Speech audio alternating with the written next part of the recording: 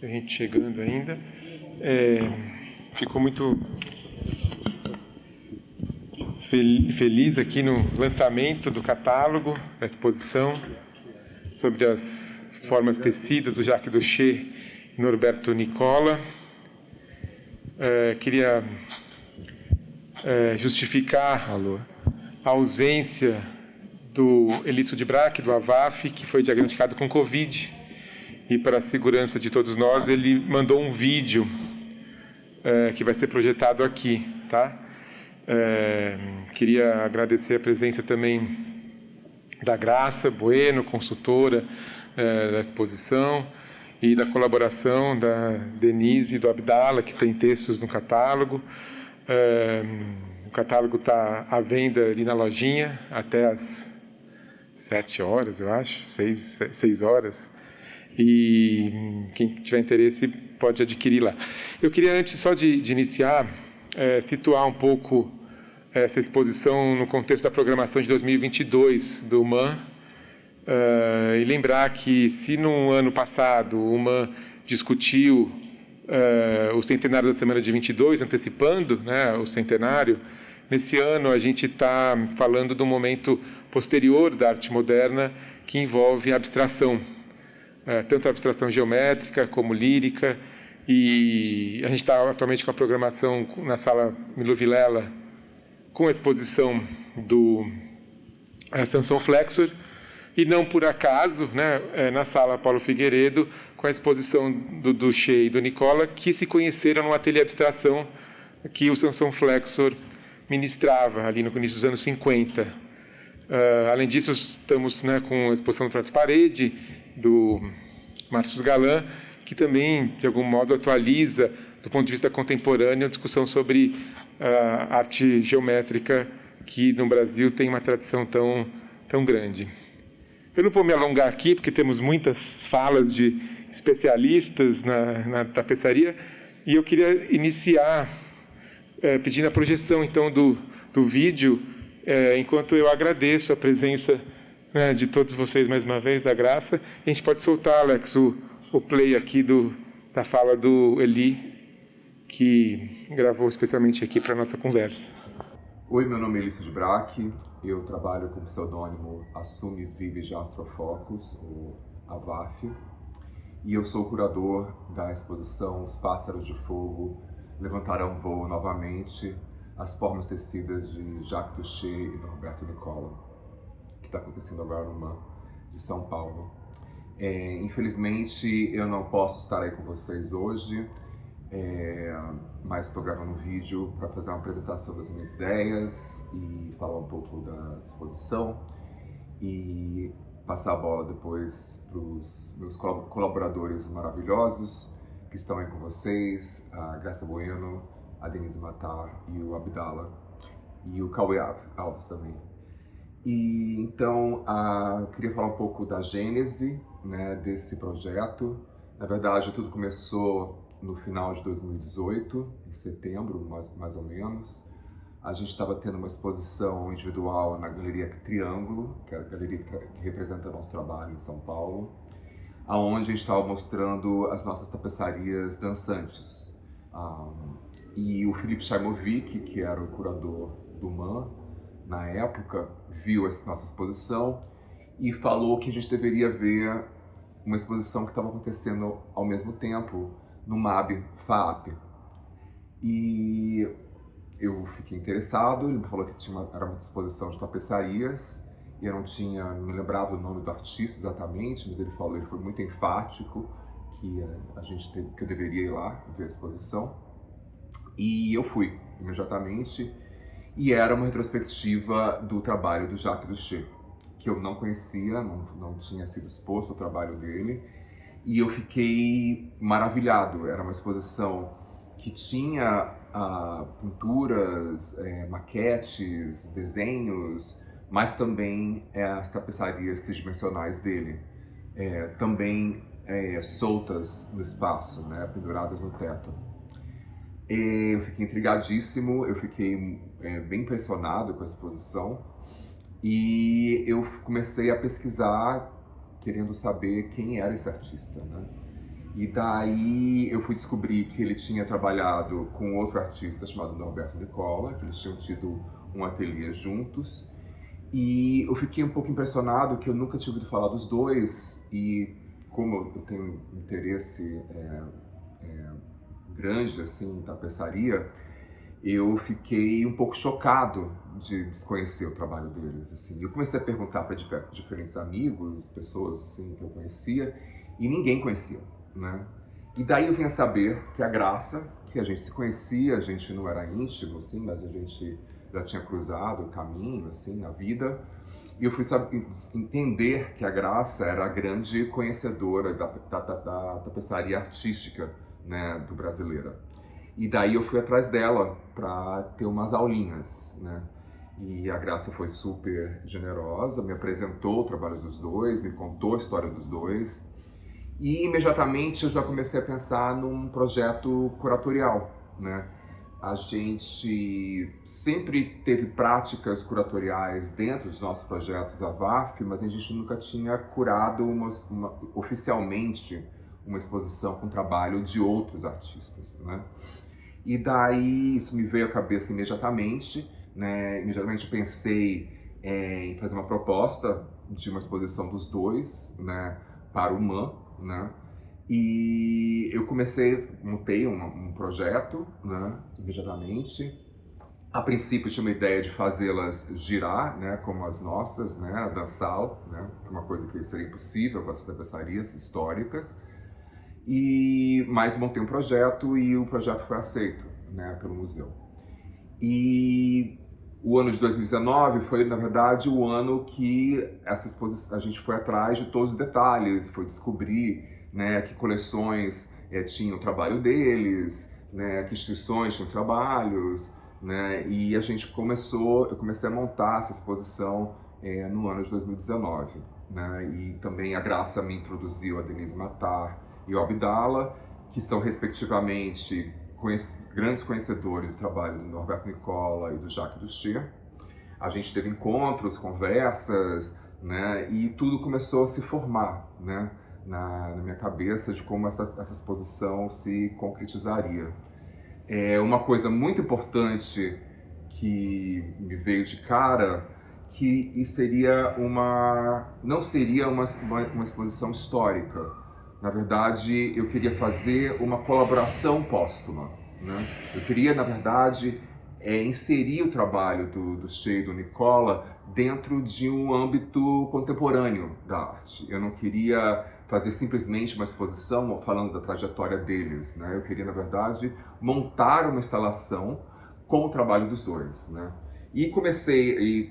Como de cara, né, o meu interesse era nas formas tecidas, né, nas tapeçarias tridimensionais dos dois artistas, de cara eu pensei que essas tapeçarias precisavam estar soltas no espaço, né, penduradas no teto, né, como eu tinha visto na FAAP e como posteriormente eu cheguei a ver imagens de uma exposição que eles fizeram no MASP em 1976, né, que as tapeçarias estavam no meio do espaço, penduradas, né. E também pensei imediatamente que eu queria criar um labirinto, né, com diversas tapeçarias misturadas, não fazer uma coisa cronológica, criar realmente uma experiência sensorial, que na verdade eu acabei descobrindo que isso era a grande ligação, na verdade, né, do nosso trabalho com o trabalho deles, né, que dentro das nossas instalações, né, uma coisa que é sempre o foco central é a experiência do espectador, né? O espectador sempre é centerpiece, né? Tudo é feito de acordo com a experiência sensorial que o espectador vai ter na nossa exposição.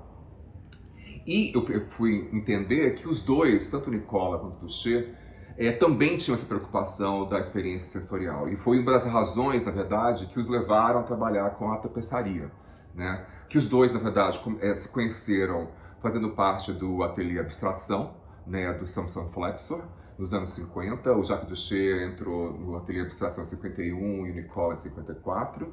Eles viraram grandes amigos, né? E em 57 eles foram expostos a uma exposição do Grupo Espace, que estava acontecendo no MAM do Rio, me corrijam, por favor, se essa data está errada, agora fiquei um pouco em dúvida se foi 57, e que o Grupo Espaço era um grupo de artistas que defendia, né, que pregava a síntese entre arquitetura, arte e artesanato, né? Isso acho que encaixou perfeitamente nas ideias, nas ansiedades talvez que o Nicola e o Duché tinham na época, insatisfeitos, acredito eu, com a pintura, né? Eles queriam começar a lidar com um meio que fosse mais integrado, né, com a arquitetura e com outras artes, né? E que de uma certa forma também, né, incentivasse essa experiência sensorial, né, do espectador, né? E em 57, se não me engano, eles entraram em contato com a Regina Gomes de Graz, que é considerada a primeira artista brasileira a trabalhar com a tapeçaria, e ela doou, na verdade, um tear para eles. E eles, nesse momento, decidiram focar na tapeçaria como prática artística. Eles montaram o ateliê juntos em 58, o ateliê do Che Nicola, de tapeçaria. Durante os anos 60, eles produziram diversas tapeçarias planas nesse momento. Também produziram tapeçarias de outros artistas, né, como o Vitor da Costa, a Maria Leontina, o Volpe, o de Cavalcante, e também foram comissionados para fazer uma tapeçaria do Burle Marx, pelo Ministério de Relações Exteriores, em 65, se não me engano, mas não, acho que eles entenderam logo que não era o que eles queriam fazer da vida, né? E nesse mesmo ano, eles fizeram parte da Bienal de São Paulo, onde tinha o trabalho da Madalena Abakanowicz, que foi uma outra grande sacada deles, uma grande descoberta para eles, que a Madalena fazia essas tapeçarias tridimensionais, né, essas esculturas têxteis, digamos assim, né? E em 69, né, em 68 eles começaram já, o Nicola começou depois de uma viagem pela Europa, que ele visitou o ateliê da Madalena e também o ateliê da Jacoda Buick, ele voltou para o Brasil querendo fazer novas experimentações com a tapeçaria, e foi um começo dessa transformação desse movimento para a tapeçaria tridimensional, né? Tem uma tapeçaria na nossa exposição, que é a Volume Trama Aparente, que é uma tapeçaria de 68, se não me engano, que fez parte de uma exposição na Galeria Bonino, no Rio de Janeiro, que é meio que o ponto de virada, digamos assim, né?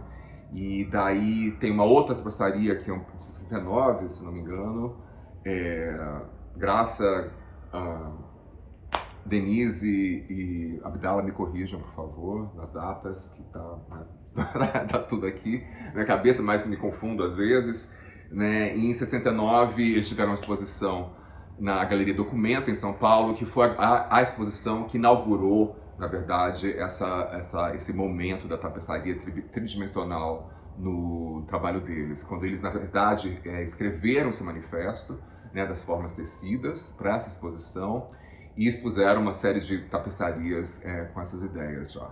E uma delas está na nossa exposição, que é a Corda Vermelha. Então, isso na verdade foi muito presente para mim, né? Essa experiência sensorial de criar uma nova experiência com essas tapeçarias tridimensionais no espaço da sala Paulo Figueiredo, no MAM, né? E imediatamente eu pensei em espelhar as paredes para, na verdade, expandir esse espaço, né? Para que as tapeçarias também se expandissem ainda mais, ocupassem ainda mais o espaço tridimensional, né? E, na verdade, pela distorção, né, provocada pelos espelhos de acrílico na parede, que também misturasse, né, o espectador com as tapeçarias, né? Então, esse espaço tridimensional se expande, né, com as tapeçarias dos dois artistas, engloba, abraça o espectador, né? E uma outra coisa que era muito importante é que eu queria fazer um comentário sutil sobre a sexualidade dos dois, né? Os dois eram gays, os dois tinham namorados, maridos, amantes, e uma forma de eu falar sobre isso sutilmente foi a cor rosa, né? Então, que a princípio era para ser no chão, né?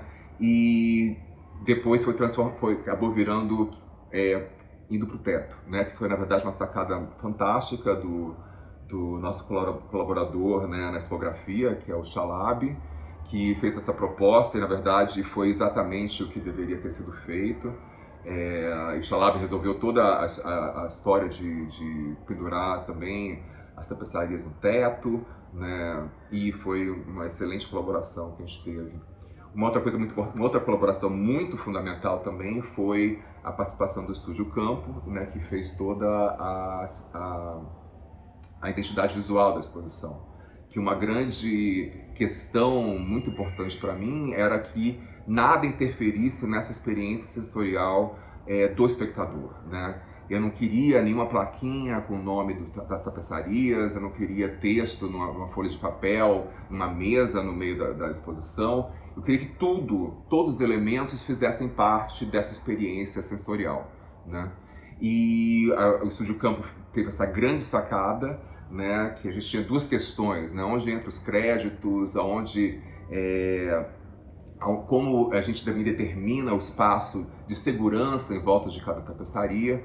E o Estúdio Campo veio com essa ideia fenomenal que era botar os créditos em círculo em volta das tapeçarias, né, demarcando o espaço de segurança, né? E também esse círculo também varia de tamanho de acordo com o tamanho da tapeçaria, né? O tamanho da fonte dos créditos, né, que estão inseridos nesse círculo, né, variam de acordo com o tamanho da tapeçaria. Isso foi uma sacada fantástica, né?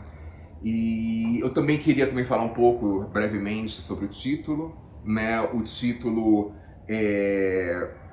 a razão, na verdade, é uma razão bem óbvia, né? Na verdade, a intenção era trazê-los de volta à vida, né? Na verdade, que também se comunica com o texto que a gente criou, né, para o catálogo, um texto que eu fiz em parceria com o curador e escritor Tiago de Abreu Pinto, né, que é tipo um texto de uma tragédia, de um teatro grego, né, digamos assim. Você tem um coro, você tem o Avaf, você tem o Nicola, você tem o Duché, você tem o público, né? E que esse texto, na verdade, é como se fosse esse encontro, nessa seance espiritual, digamos, em que conversamos, né? E que pensamos nesse rosa, pensamos nesse labirinto, nessa experiência sensorial, e que o Duché e o Nicola conversam conosco, né? Então, a ideia dos Pássaros de Fogo levantaram voo novamente era exatamente isso, era trazer o trabalho dos dois de volta à vida de uma forma nova, uma forma contemporânea,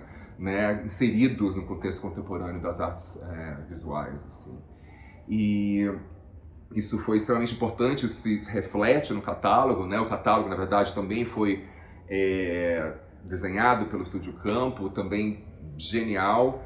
Agradeço muitíssimo que nós decidimos fazer documentação frente e verso de cada tapeçaria que está na exposição. São 26 tapeçarias, 13 de cada artista, 13 do Duché, 13 do Nicola. E pela primeira vez nós temos documentação do verso dessas tapeçarias também, né, tentando replicar a experiência física, né, das tapeçarias no espaço expositivo, nessa exposição no MAM. E deixa eu ver se eu esqueci mais alguma coisa. Não sei, acho que é basicamente isso. Era muito importante essa experiência sensorial, de fato. Foi a grande comunicação, a grande, sei lá, comunicação do trabalho deles conosco, assim, que é essa experiência sensorial do espectador, assim. E que é interessante, né, porque o Duché é considerado, sei lá, de uma forma mais apolíneo, digamos, é um cara mais, geralmente se diz que ele é mais, né, racional, né, que ele pensava, que ele domava a trama, né, o tecido de acordo com as suas ideias, e que o Nicola era mais dionisíaco, mais selvagem, mais tropical, né? Tropical são os dois, porque na verdade o Duché também usou muita cor no seu trabalho, assim. E era interessante misturar os trabalhos dos dois, né? Tem uma coisa única, na verdade, que eu quase acabei de esquecer, que os dois tiveram esse ateliê juntos, né? Nunca, na verdade, colaboraram em uma tapeçaria, eles mantiveram suas produções individuais, mesmo dividindo o ateliê. E esse ateliê foi dissolvido em 1980, e depois da dissolução desse ateliê, eles nunca mais expuseram juntos, né? Nunca mais teve uma exposição dedicada ao trabalho dos dois, né? E eles fizeram partes coletivas que tinham trabalho dos dois, eles fizeram exposições individuais, né, também, tiveram retrospectivas, inclusive uma delas organizada pela Denise, né, no Centro Cultural dos Correios do Rio. Os dois tiveram retrospectivas nos anos 2000, depois da morte deles, né? Do Duché não, na verdade o Duché foi antes da morte dele na Pinacoteca, e depois quando o Nicola morreu também teve uma retrospectiva do Nicola na Pinacoteca, mas eles nunca mais expuseram juntos, né? Nunca mais teve uma exposição dedicada somente ao trabalho do Duché e do Nicola, né? Juntos, né? Isso também foi uma coisa muito importante para mim, assim, de reuni-los, né? De trazê-los de volta à vida mesmo, de levantar o voo, né? Conjuntamente. Eu só queria fazer um adendo muito rápido de uma coisa que eu acho que eu não estressei tanto na outra parte do vídeo, que vocês acabaram de ver, que é a grande colaboração com a Graça Bueno. Assim, a Graça foi minha grande colaboradora nessa exposição. Sem a Graça, a exposição não teria acontecido. A Graça foi uma professora para mim, né? Eu aprendi muitíssimo com ela, e foi a nossa colaboradora de pesquisa histórica, e foi quem foi atrás de pesquisar aonde estavam as tapeçarias desses dois artistas, assim. A Graça esteve presente em todos os momentos de desenvolvimento dessa exposição. A Graça foi uma excelente parceira nisso, e eu agradeço muitíssimo a sua presença e o seu trabalho, e a sua colaboração, e a sua amizade, e o seu amor. Muito obrigado. Oi, só mais um adendo, desculpa, uma coisa que eu achei que era muito importante falar, que é as tapeçarias do Duché e do Nicola, nesse espaço do MAM, na verdade elas têm essa característica mítica, né? Elas são como esses totens, essas divindades, né? E uma coisa muito interessante da tapeçaria, que meio que realça essa presença, é que a tapeçaria é como se fosse um ser vivo, né? Como se fosse a tapeçaria quente, né? A tapeçaria não é fria, né? A tapeçaria não rechaça o espaço. Na verdade, a tapeçaria abraça o espaço e abraça o espectador. E, de uma certa forma, essa experiência nessa exposição é meio que realçada, né? Com o labirinto, e você poder circular as tapeçarias, né, faz com que essas entidades, na verdade, abracem o espectador. Na verdade, o espectador acaba virando um com essa tapeçaria. Então é isso, muito obrigado, desculpa a minha não presença física, e obrigado por participar, e passo a bola para Graça, Cauê, Denise e Abdala, que vão explorar um pouco ainda mais das ideias dessa exposição e do trabalho desses dois artistas. Obrigadíssimo. Gente, muito obrigada pela presença física. Estou emocionada aqui com o vídeo do Eli. Ele falou tudo. Só faltou ele estar aqui na hora do gol, que realmente ele emplacou. O Eli é uma pessoa, um ser humano fantástico e um artista fenomenal, porque ele enxergou contemporâneo, ele enxergou nas obras históricas, que eu adoro contar as historinhas, a contemporaneidade. Eu estava entendendo, mas só depois que a exposição abriu que eu entendi o que ele queria. Ele criou uma instalação, a exposição é dele, é uma instalação da obra dele, simplesmente fantástica, um labirinto de cores. Se você sabe quem é o Duché ou Nicola, não importa. é a sensação que é inacreditável. Eu trouxe minha filhinha de quase 5 anos, meus sobrinhos, eles ficaram encantados, eles não queriam sair. O problema é que eles queriam pôr a mão em tudo e o guarda não deixou.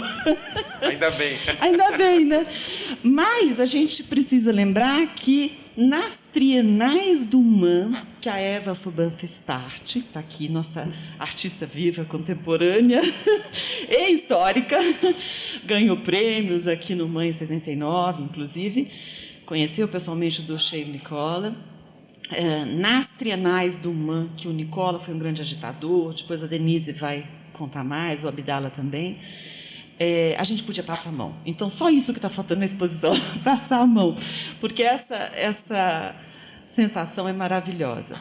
Mas eu queria agradecer ao Eli pelo convite, ao Cauê, toda a equipe do MAM, aos que antecederam, Felipe Chamovitch, a Paula Amaral e todos, a Lia, que passou um pente fino em tudo, e todo o pessoal que trabalha no MAM, a Camila Horta do Núcleo, que promoveu visitas, e especialmente as famílias dos autores com quem eu trabalho há anos, algumas que eu conheci através do Abdala, conheci o Duché, através do Abdala, a Denise, que a gente estreitou amizade pelo Nicola, mas quem me apresentou o Murilo, viúvo do Nicola, foi o Marcelo Araújo, que inclusive tem uma obra da coleção dele aqui.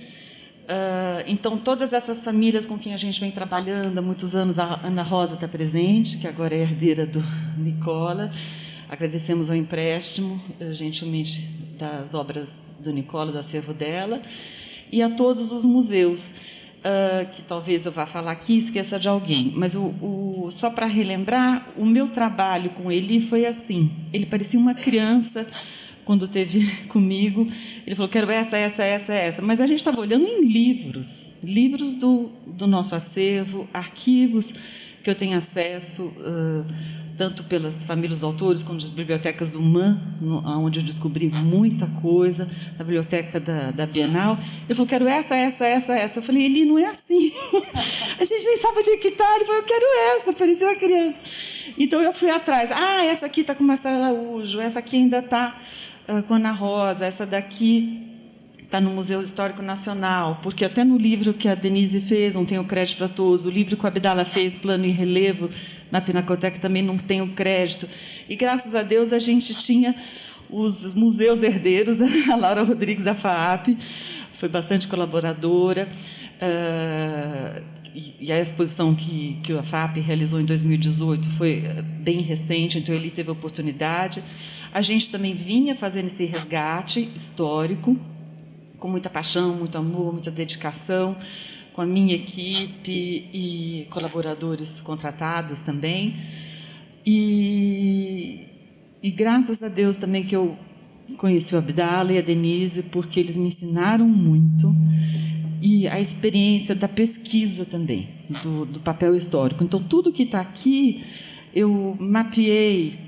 Essa tapeçaria participou da primeira trienal, essa daqui do Panorama, a Volume e Trama Aparente, que é uma das primeiras tapeçarias dessa fase das formas tecidas, participou do primeiro Panorama de Arte Contemporânea do MAM, e está com selinho e tudo mais. Uma que a gente não tinha nem visto o selo é a Esfarran, que também é do MAM, que tem o selinho da Tradição e Ruptura de 84. Então, isso é legal de ver o documento também. E só relembrando, além das trienais, que o Nicola e o Duché foram agitadores, principalmente o Nicola, que tinha mais tempo e tudo, eles eram artistas importantes na sua época. Não só discípulos de São Soflexo, do início dos anos 50, e participaram da Bienal com pinturas e tudo mais, a Bienal e outras exposições, mas com tapeçaria eles participaram da Bienal de 63, de 65, de 67 e depois de outras especiais de 71. Então, eles estavam muito ativos, eles produziram bastante, trabalharam muito, não só nacionalmente, mas internacionalmente. E o ateliê deles não só produzia a obra individual de cada um deles, cada um com a sua característica, como ele disse, o Abdala e a Denise também vão falar, abrigou outros artistas que desejavam fazer tapeçaria, porque quem não fazia tapeçaria naquela época não estava seguindo a tendência. Então, o Di Cavalcante, Yolanda Morralho, Burle Marx, todo mundo queria fazer tapeçaria no ateliê. E houveram exposições importantes em 64, ou mesmo encomendas importantes, né?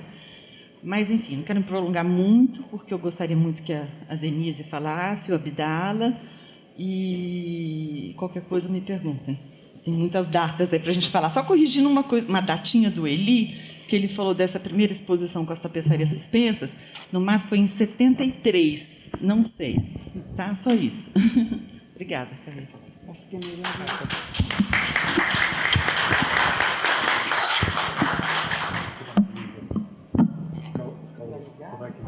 Alô? Tá ligado?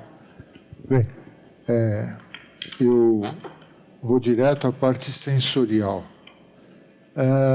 Eu entrei na exposição quando vim ver e eu fiquei muito impactado, muito emocionado de ver a exposição. Porque eu sou um curador, acho que mais tradicional, mais linear. E o Eli conseguiu integrar as obras de Duchamp e Nicola, como ele mesmo diz, numa instalação que era dele, Eli. E eu fiquei muito emocionado de ver essa nova maneira de se olhar a tapeçaria tridimensional.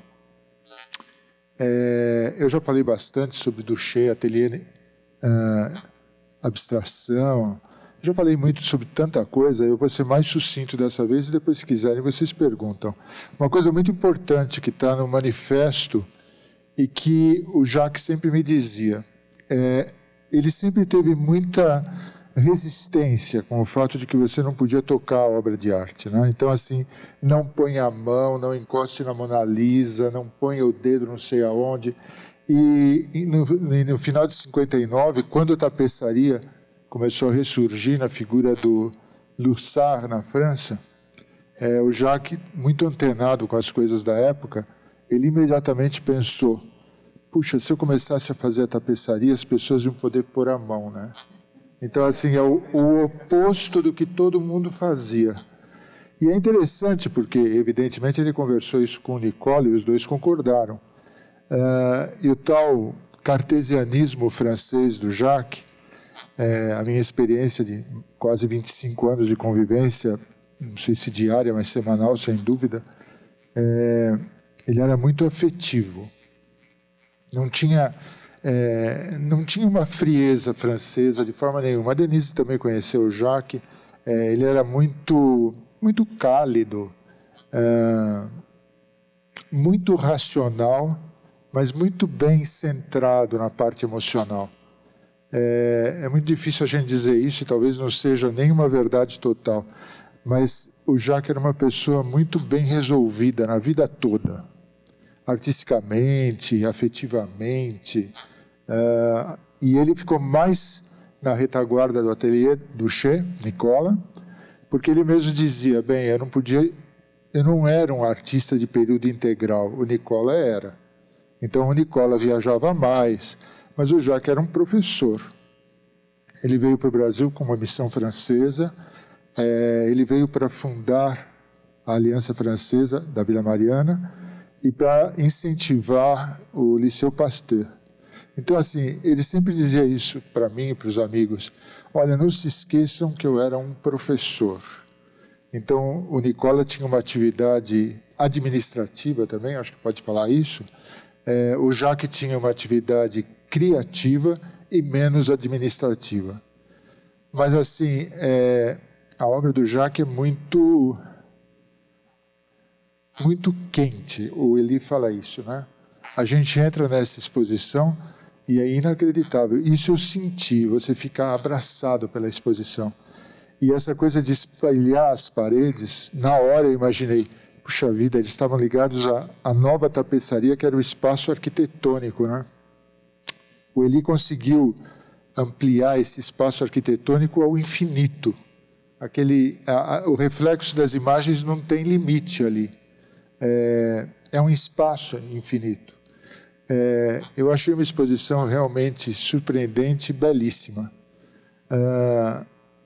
Deixando de lado as teorias de curadoria, que a gente faz tanto curso e tanta falação, enfim. onde o curador não pode interferir na obra do artista. Isso parece que é um mote perpétuo, né? Não pode interferir na obra do artista. O artista é o artista, o curador é o curador. Interessante, né? O Elie misturou as duas coisas e o resultado foi uma perfeição visual e afetiva. Então, para mim, particularmente, que já tenho 30 e tantos anos de curadoria, foi uma lição inesquecível que ele fez. A partir de agora eu vou interferir na obra dos artistas. Bem, enfim, eu vou deixar que vocês perguntem o que quiserem e passo para a Denise falar, porque não vem ao caso repetir tudo do ateliê abstração e tal, mas estou disponível, tá? Olá, eu vou tirar a minha máscara, porque essa minha máscara é muito pesada, então peço licença, já combinei antes aqui com o povo. Eu já tomei 3 doses de vacina.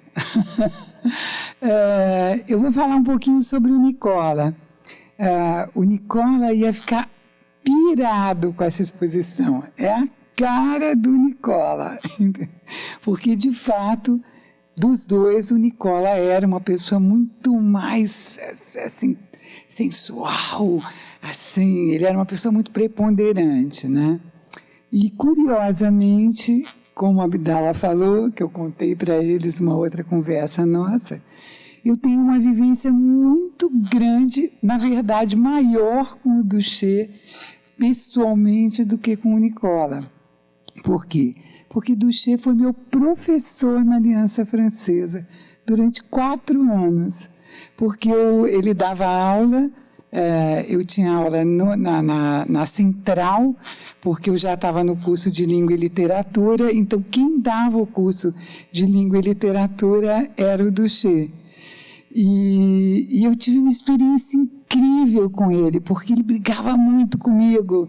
E eu não sabia, sabe, eu não entendia assim muito, ainda era muito nova e tal. E aí eu depois fui percebendo que ele devia me achar interessante, entendeu? Então ele ficava ali, mas eu sempre tirava notas muito altas, né? E ele falava sempre uma coisa que foi muito importante na minha vida pessoal. Ele dizia: gente, a escola brasileira não ensina a pensar. Vocês têm que discutir as coisas, vocês têm que ouvir e pensar com a cabeça de vocês. Ele falava isso o tempo inteiro. E eu lembro que uma vez a gente teve um trabalho para fazer, né, que era um texto do Jean Anouilh, e aí eu fiz um texto assim, batendo de frente com o Jean Anouilh, e ele achou o máximo. Então, eu tive assim, uma experiência muito importante e eu tive a oportunidade de falar isso para ele. Duché, você foi uma pessoa fundamental na minha formação de vida, que depois se refletiu profissionalmente, né? E aí, quando eu fiz uma grande exposição do Flexor, porque é uma coincidência maravilhosa a gente estar tendo aqui a exposição do Flexor. A última grande exposição que teve do Flexor foi eu que fiz em 2003, né, que foi no SESI, e aí eu entrevistei tanto o Nicola quanto o Duché quando eu fiz essa exposição. Então eu conheci o Nicola quando eu estava preparando a exposição do Duché. E eu cheguei na casa do Nicola, que era a casa... a exposição do Flexor, desculpa. Aí, quando eu entrei, a experiência foi tão incrível, e o ateliê deles ficava nessa casa, uma casa na Alameda Glete. A casa está lá até hoje. Quando a gente entrava nessa casa, parecia que você tinha cruzado um portal, porque você adentrava num mundo completamente diferente, cheio de plantas. O Nicola plantava tudo. É uma coisa assim de um calor, é tão... tão maravilhoso aquele espaço, né? E aí eu tive uma longa conversa com o Nicola e ele me falou que a pessoa que foi grande e importante na vida dele realmente tinha sido o Flexor, né? Então, eu acho uma coincidência assim extraordinária a gente estar tendo a exposição do Flexor e a exposição aqui do Nicola e do Duché juntos novamente, que é realmente um grande dado importantíssimo que ele conseguiu, que foi juntar de novo. Porque Abdala fez coisas do Duché, teve essa grande exposição na FAAP, eu fiz exposição do Nicola, fiz um livro grande pela imprensa oficial junto com a Pinacoteca, mas os dois juntos fazia muito tempo que não se via. E é muito interessante que ele já tinha essa ideia, o Elie, e depois é que ele foi descobrir que é dessa exposição em 73, que os dois fizeram juntos no vão do MASP, com todas as esculturas soltas no ar, que é essa vivência que a gente tem aqui, né? Então, tem tapeçarias deslumbrantes, foi maravilhoso poder vê-las novamente. E é muito importante, quem não viu a exposição que está aqui, vai lá ver, porque é realmente imperdível. E tem obras importantíssimas, tem um percurso realmente da obra do Nicola, vale a pena ver.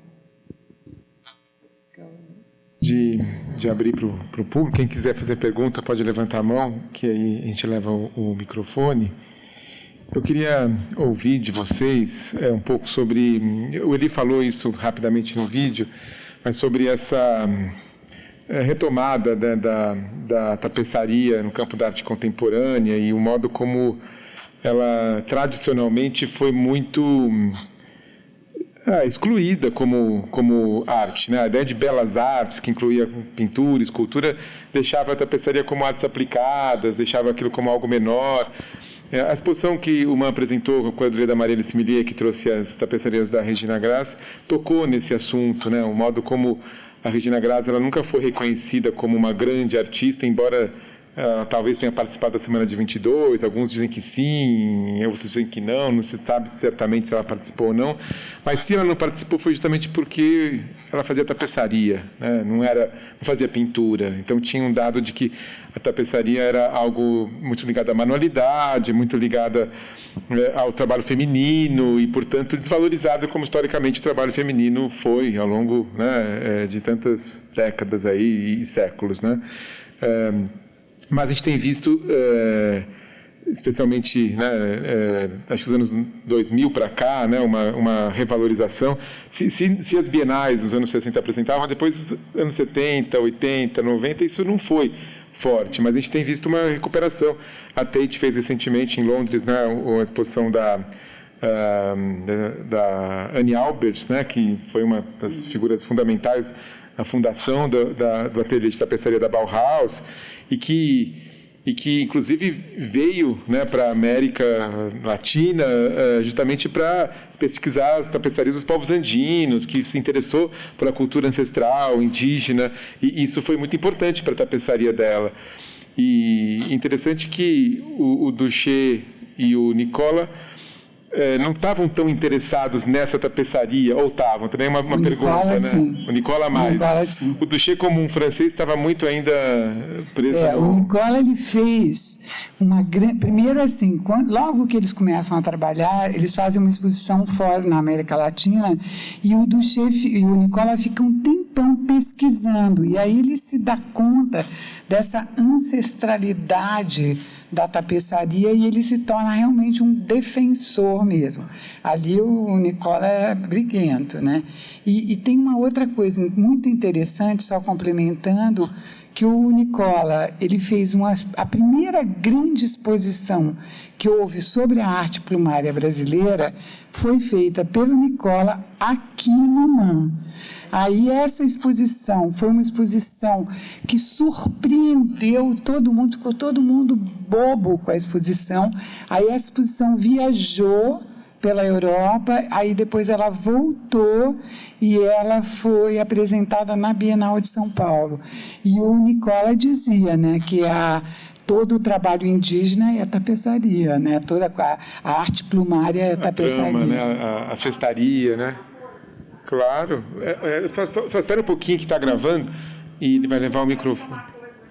Você está falando, se eu não me engano, foi na 3ª Trienal que o Nicola fez aqui no MAN uma exposição de arte pré-incaica.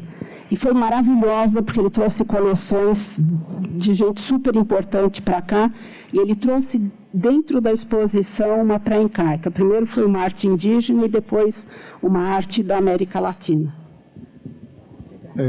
Posso complementar só uma ideia? Pode falar. Na terceira. A arte e texto das antigas culturas andinas. Ele foi o curador. E a coleção era do Landman. Né? E na própria coleção dele, da casa dele, ainda tem. Ele foi curador da coleção do Landman, que está na MASP agora? Olha só. Aqui no MAN, na 3ª Trienal. Que incrível. Aqui. Está no catálogo na sua biblioteca aqui. Bom saber. Mas me diz uma coisa, você quer falar também, né? Mas depois. Eu só queria ouvi-los também sobre essa, como vocês encaram essa redescoberta da arte contemporânea, na tapeçaria, para além da coisa da instalação que o Elie promove, mas como objeto tridimensional mesmo, assim. Queria ouvir um pouco. É uma coisa interessante aí tocar nesse assunto. Nos anos 50, 60, todos os grandes artistas do mundo fizeram tapeçaria. Do mundo. Picasso, todos os grandes artistas faziam tapeçaria. Quando eu perguntei para o Jacques por que a tapeçaria no Brasil caiu num quase esquecimento, sabe qual foi a resposta dele? Eu me surpreendi muito para a gente ver como o Brasil, às vezes, não está antenado no mundo. Ele disse que a tapeçaria começou a perder espaço no Brasil porque esquentava o ambiente. E o Brasil era um país quente, tropical, e a tapeçaria tinha nascido na origem para cobrir as paredes de pedra dos castelos na Europa. Então era para esquentar o ambiente. No Brasil, o pessoal desvinculou a tapeçaria de arte, como arte, para ser uma coisa utilitária. Então, assim, põe na parede a tapeçaria, esquenta o ambiente. Então eu não quero mais. Tá? Isso fez com que a tapeçaria no Brasil perdesse muito espaço. E uma coisa interessante, a gente conviveu com a aranha da Louise Bourgeois aqui anos. Bem, a Louise Bourgeois, eu já que conhecia, ela era tapeceira. As aranhas da Louise Bourgeois, na origem, eram tapeçarias tridimensionais. Depois é que passa a ser o bronze, aumenta de tamanho, enfim. Isso para mostrar que hoje a tapeçaria, eu tenho seguido mais ou menos o ambiente internacional, muitos grandes artistas atuais, contemporâneos, estão se voltando para a tapeçaria. Talvez porque ela tem essa característica de ser muito cálida. Então você quer pôr a mão, você quer abraçar, você quer ficar perto, e até porque ela esquenta o ambiente. Foi falado aqui várias vezes, né, que a exposição do Elie, ela é quente, ela não fica gelada, a gente fica dentro da exposição. Então essa coisa toda eu acho que está voltando com força muito grande, o que é muito bom. E vai se redescobrir muita gente importante que fez tapeçaria e que hoje está esquecida, sem dúvida alguma. O importante também da gente lembrar é que o ateliê do Xanicola, ele criou uma coisa tão revolucionária na época, a gente não tem essa dimensão hoje. Eles estavam vindo da escola do abstracionismo geométrico, segunda escola de Paris, que era o Flexor. E eles criaram a ideia de que a tapeçaria poderia ser abstrato-geométrica. Isso não existia, né? A tapeçaria tinha figura. O Lussat, quando fez isso, a figura estava lá, como a tradição da tapeçaria medieval e tudo mais. Agora, eles foram tão revolucionários que eles tiraram a figura como a gente vê e fizeram na tapeçaria o que o Flexor fez no ateliê abstração, que era ir geometrizando a figura. Isso eu sempre falo, tem uma diferença enorme entre abstracionismo geométrico e concretismo. O pessoal do abstracionismo geométrico não concordava com os concretos. Eles achavam que eles eram primitivos, usavam cores simples e repetiam infinitamente o mesmo tema. Eles achavam aquilo um tédio. O Flexor detestava isso. Eu vou falar uma coisa muito privativa, né? Sabe como é que o Samson Flexor se dirigia aos concretos? Concretinos. Era assim que ele falava. Porque ele achava aquilo de um primarismo. E assim, na abstração geométrica, as cores nunca são simples, elas são trabalhadas infinitamente. Eu vi o Jacques pintando até os anos 2010. Cada cor que ele punha num quadro, às vezes chegava a ter 60 velaturas. A restauração de um quadro desses deixava a restauradora louca, porque você não consegue mais atingir aquela cor, é uma coisa completamente insana. Então, assim, no abstracionismo geométrico, é isso que eu disse. O Flexor punha música de Mozart, era uma coisa muito integrada com a cultura geral, e você ia geometrizando o objeto, ou seja, num quadro abstrato geométrico, o objeto está lá. Então eu convivi com isso muito com o Jacques. Às vezes eu olhava um quadro abstrato dele e dizia assim, mas por que você pôs o título de O Barco? Ele dizia, porque o barco está aí. Aí ele começava a mostrar, o barco estava exatamente lá, só que ele abstraía isso geometricamente. Enfim, o importante é que a tapeçaria está retomando o lugar que ela nunca devia ter perdido. Ô, Cauê, eu queria só falar uma coisinha, falando dos artistas contemporâneos. Está acontecendo o que o Abdala falou agora. Os artistas contemporâneos que não fazem tapeçaria, não fizeram até agora, querem fazer. E até me consultou, Graça, você não conhece um ateliê? Falta ateliê. Aqui, Alexandre, que é dono de ateliê, que é um artista que está aqui. Precisamos fomentar isso junto com a Eva. Falta ateliê organizado do nível do Che e do Nicola para produzir para artistas brasileiros. Sendo que o Eli, que é um artista contemporâneo, produz fora do Brasil, né? A Beatriz Milhazes, que é minha amiga, uma grande artista, por exemplo, eu falei para ela o que o Lursat falou para o Genaro, só a arte se predispõe para fazer tapeçaria. E, recentemente, ela fez tapeçarias no mesmo ateliê que o Lursat fazia. Ateliê Panton, que está na segunda, terceira geração, no sul da França. E lá eles têm 300 gamas de cores, tingido à mão, a tapeçaria plana.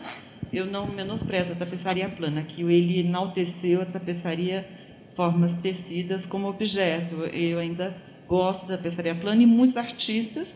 A Regina Silveira. Ela acabou de fazer, Regina, no hotel lá, né? Acabou de fazer, tanto tapete quanto tapeçaria, que fez a exposição na Luciana Brito, mas produziu fora do Brasil. Então, a gente precisa, meu sonho, é organizar um ateliê com os teares do Nicola, quem sabe, social, alguma coisa assim, organizado. Né? Vamos capacitar tecelãs, artesãos, então falta capacitação, falta até restaurador. Alguns conservadores de museus, como no Mando Rio, estavam preocupados com a vinda de algumas tapeçarias, porque não tem quem restaure, não tem, falta mão de obra especializada, né? Não é como a pintura, que tem bastante. Então, falta, a gente precisa criar isso. Vamos fazer um projeto aí. E é interessante que, nesse momento exato, tem várias coisas acontecendo, né? A gente tem essa exposição aqui, tem a exposição com as tapeçarias da Regina Silveira, tem a exposição da Eva Soban, que está lá no Museu de Arte Sacra, que eu tive o privilégio de fazer a curadoria, que está linda, recomendo a todos de ver. E a propaganda rápida. E tem uma outra artista que não é brasileira, que também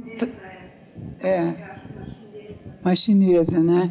Então, nesse momento, em São Paulo, a gente tem várias exposições acontecendo. Então, acho que, de fato... E é curioso, né? Porque a tapeçaria ela tem um vai e volta, né?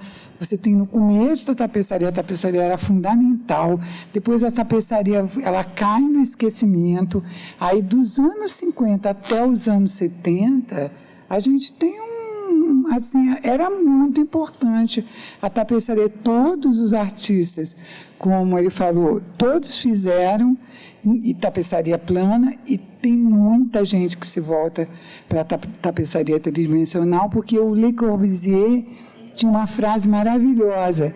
Ele dizia que a tapeçaria é o mural nômade, é o mural que você pode ir levando ele para todos os lugares, né? E quando a gente fez o trabalho do Nicola, estou aqui com a Malu de Muralt, que trabalhou comigo aqui junto, quando a gente fez o livro do Nicola, gente, era uma loucura, a quantidade de material, de informação, aqueles arquivos imensos, e a gente mergulhou naquilo, foi um trabalho realmente bem grande. A gente ficou muito tempo trabalhando e o livro acabou que tem muita informação, né? Mas eu acho que você tem toda a razão, a gente está tendo realmente essa retomada. Denise, né? Mas graças a Deus que o livro tem bastante informação, porque é a nossa Bíblia, né? Eu adoro. Assim como o do Abdala, do Duché. Mas só voltando ao Le Corbusier, ele dizia que uma das funções da tapeçaria, Abdala, apesar de aquecer, né, era eliminar os ruídos da casa. Então, para a acústica, além da estética, então, além da beleza, da arte, a função prática, né, é muito importante. Quando a gente tira do nosso espaço positivo, da minha galeria, as tapeçarias, é difícil conversar. Né, a gente sente falta, né, porque reverbera. Imagina o Itamaraty sem a tapeçaria do Burle Marx. Seria um espaço frio. Então, os espaços modernos ou contemporâneos, às vezes, são muito frios. Acho que, como a gente está voltando à arquitetura contemporânea, está ficando moderna de novo, eu acho que falta a tapeçaria para aquecer e eliminar o ruído e cumprir todas as funções. A plateia quer fazer alguma pergunta, algum comentário?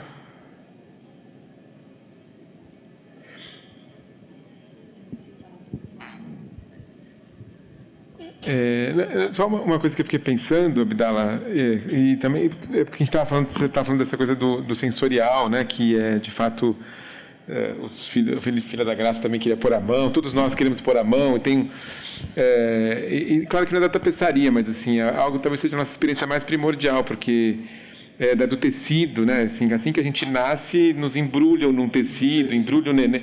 É o primeiro lugar do acolhimento, do afeto, do calor, depois do útero da mãe, né? Então acho que tem algo ancestral ali na trama, que de fato o nosso corpo vai. Eu também morro de vontade de tocar nessas tapeçarias, mas obviamente não toco também, né? Mas acho que talvez tenha esse sensorial diz respeito talvez a essa memória ancestral, sei lá, ou se é um inconsciente, é um calor, né? É um calor que é afetuoso mesmo, né? Eu lembrei agora de contar uma coisa muito, muito particular do Jacques. Como bom francês, ele chorava bastante. Ao contrário do que se pensa, o pessoal de cultura francesa é extremamente emocional. A única vez que eu vi o Jacques chorar por causa do fim do momento da tapeçaria, eu vou citar a empresa, não tem problema nenhum que eu cite. Quem conheceu aqui o Banco Itaú na sede da Rua Boa Vista? Era uma revolução, era todo de aço escovado, dos anos 70, era um prédio realmente que nunca deveria ter sido maltratado como acabou sendo, hoje não é nada. Bom, essa agência central do Banco Itaú tinha 26 tapeçarias do Jacques nas paredes. E elas eram, de certa forma, mas diferentes, o que ele fez, porque o aço escovado refletia as tapeçarias mais próximas. Então você via a sombra da tapeçaria próxima. Bem, algum desavisado absoluto, que não sabia nada de arte, resolveu reformar a agência do Itaú. Ele tirou todas as tapeçarias e deu fim em todas. O Jacques, quando ficou sabendo disso, porque ele levava as pessoas para a agência do Itaú para mostrar, olha, isso aqui são tapeçarias minhas, tal. Um belo dia ele entrou na agência e não tinha mais nada. Ele foi tentar perguntar, a pessoa que atendeu, eu não sei quem era, respondeu, mas aqueles panos a gente deu fim para ele, que sabia a importância da tapeçaria. Bem, eu nunca vi o Jacques chorar por causa da própria obra, mas nesse dia eu vi. Ele ficou inconsolável. E nunca mais ele falou de tapeçarias dele em lugares públicos. Ele parou de falar disso. Tamanho foi o choque que ele levou. Bom. É isso. Também tinha isso, falando ruim da coisa. Você quer fazer um agradecimento?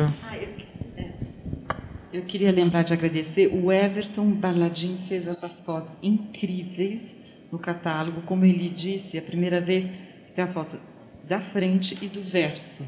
Então, aqui a gente vê dos dois lados como se a gente estivesse na exposição. E a Karina Bach, que fez fotos incríveis da expografia, né?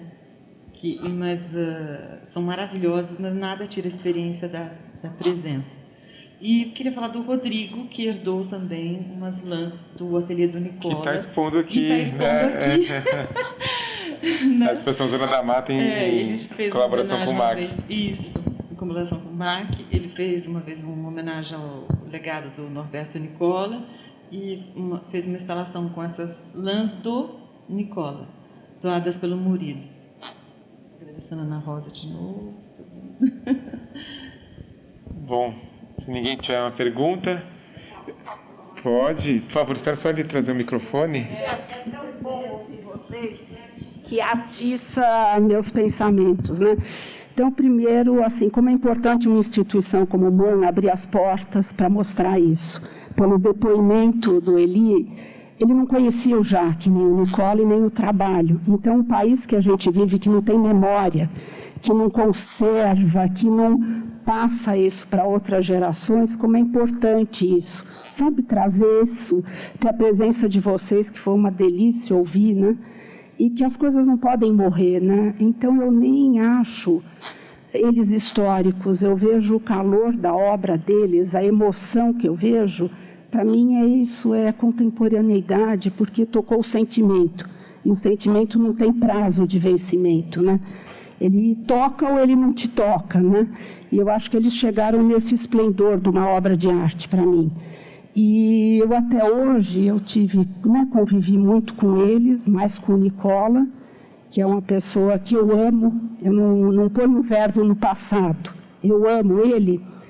E ele falou para mim, porque a gente era muito jovem, eu e o Juan Rogéria, e meio que o Nicola adotou a gente.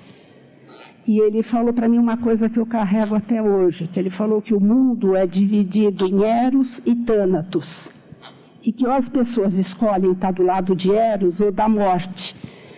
E isso eu carrego até hoje, porque o Eros, ele é a vida. Ele é o que flui, ele é o que vibra. E olhando essa exposição, eu acho que ela continua com o Eros do lado. Então, muito bom ter isso, muito bom. E muito bom ouvir vocês. Obrigado. Eu queria só agradecer ao Vinícius e à Grace, os intérpretes de Libras, e dizer que a conversa foi gravada e que vai ser disponibilizada uma edição dela no site do museu, no canal do museu no YouTube depois, tá bom? Então, um abraço a todos e todos convidados a dar uma olhada de novo, quem ou pela primeira vez a exposição, quem tiver tempo ainda. E o catálogo está disponível ali na lojinha. Tchau.